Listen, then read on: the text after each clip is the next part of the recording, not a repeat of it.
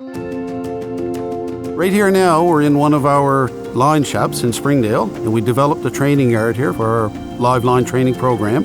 Live line work is a work method where our power line technicians safely work on transmission and distribution lines without turning power off to our customers.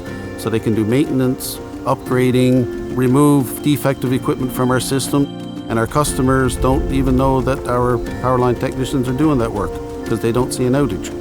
I grew up in Churchill Falls. My parents both worked at CFL there for a number of years, so I guess I'm second generation.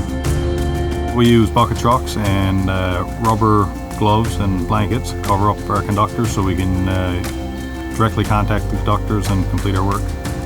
Put the power on.